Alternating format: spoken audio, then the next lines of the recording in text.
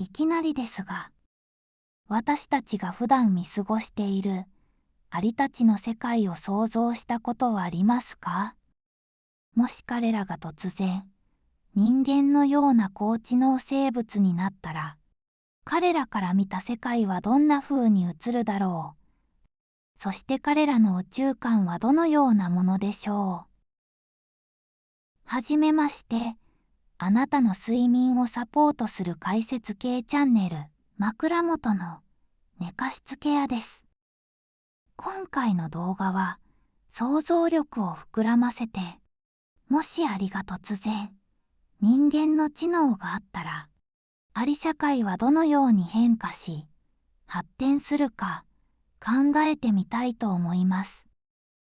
ちょっと奇抜な話になるかもしれませんが、しばしお付き合いください。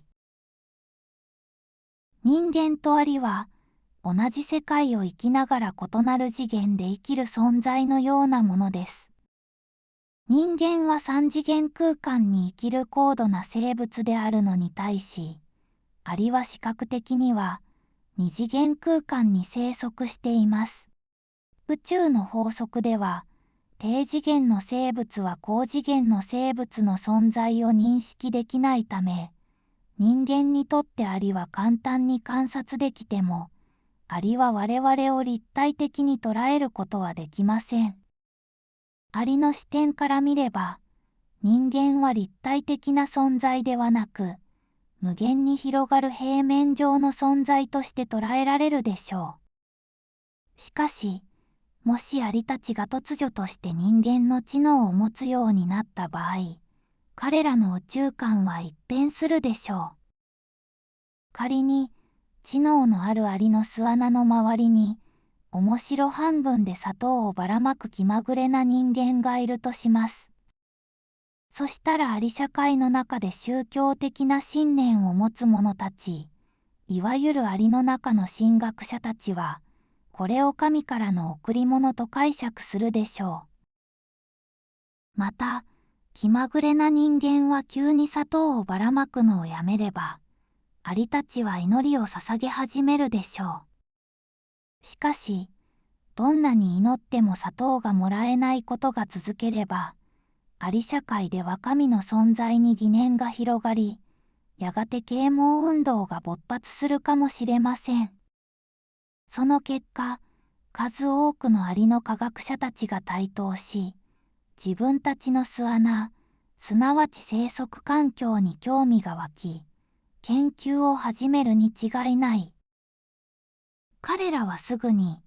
自分たちの巣穴が透明な容器のようなものの中にあることに気づくはず。そして、その透明な容器を地球と呼び、地球を包む透明な何かを大気層と名付けるでしょう。このような認識の進歩は、アリ社会に大きな影響を与え、アリの科学者たちの外部への探求心をくすぐります。アリたちの研究はさらに進んで、容器の外にはもっと広い空間が広がっていることに気づきます。これは人間が住む家であり、彼らはこれを宇宙だと称えるでしょう。この新しい視点から、アリたちはすぐさま宇宙の探索を始めます。彼らは電球を太陽と呼び、魚の水槽を水星と命名し、花瓶を土星と称するかもしれません。同時に、アリたちはどうやら人間の存在も察知したようです。人間が活動すると、宇宙全体が変化し、人間が静かにしていると、アリたちの生活は平穏を取り戻す。アリたちの視点から見れば、人間は何でもできる存在であり、宇宙の創造者と言っても過言ではないでしょう。アリの科学者たちは、数世代にわたる研究を重ね、宇宙の誕生に関する仮説を立てた。彼らが思うには、宇宙は一枚の大きなガラスから始まった。ある日突然、そのガラスが爆発し、一部が太陽となり、別の一部が地球となったと考えられるでしょう。この仮説は瞬く間にアリ社会で大きな話題となった。後に科学者たちは人間の住居の外にあるガラス窓を発見し、多重宇宙と宇宙の無限性の仮説にまで発展した。さらに、彼らはガラス窓の下にある水槽内で活動する魚を発見し、宇宙外生命体の存在を公表するでしょう。最終的に、彼らは人間の出入りする扉を観察し、この開いたり閉じたりする扉を通過することで別の宇宙に到達する可能性を見出しました。そう、ワープホール説です。いかがでしたか？ SF チックですが、小さなアリたちが人間の知能を持ったら科学を通じて自分たちの認識を刷新する様子は驚くべきものですね。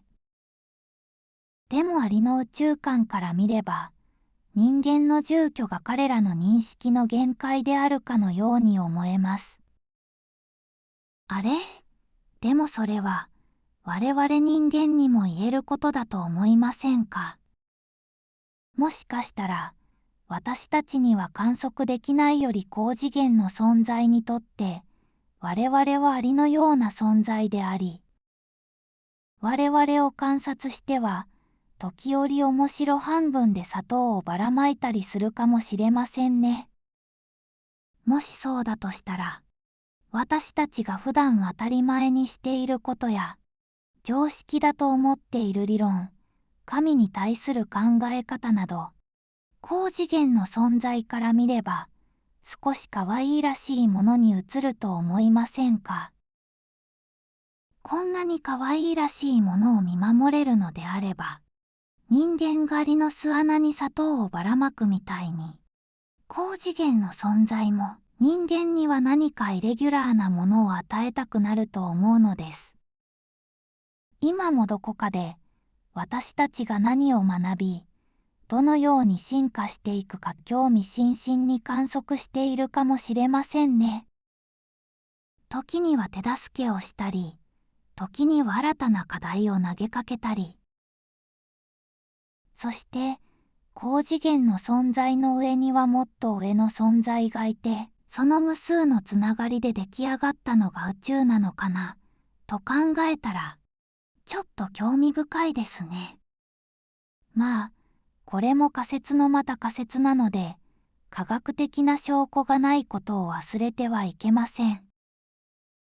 しかし、想像力を働かせ、異なる視点から世界を見ることは、常に新たな発見をもたらす可能性があるのです。そしたらこの目で見る世界も、少しは面白くなると思います。さて、本日の動画はここまで。最後までご覧いただき、ありがとうございました。また次回お会いしましょう。チャンネル登録と高評価をぜひよろしくお願いいたします。では、おやすみなさい。